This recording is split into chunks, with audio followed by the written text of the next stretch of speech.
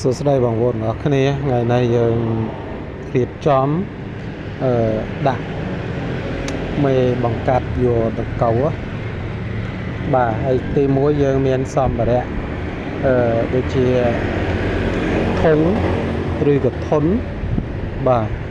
ឲ្យតែមានដាក់បានណាបងប្អូនបាទហើយ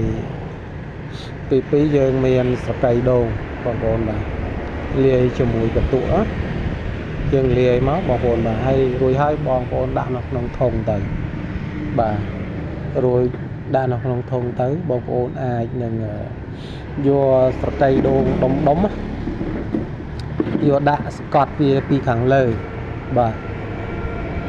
ដាក់ស្កត់វាខាងលើទៅយើងបន្ថែមចេកទុំមួយសម្រាប់ឲ្យមេវាចូលស៊ីអញ្ចឹងណាបាទរួច3-4-10ថ្ងៃក្រោយមកយើងទទួលបានផលហើយបងប្អូនបាទហើយបងប្អូនទាំងអស់គ្នាជួយចុច Subscribe ម្នាក់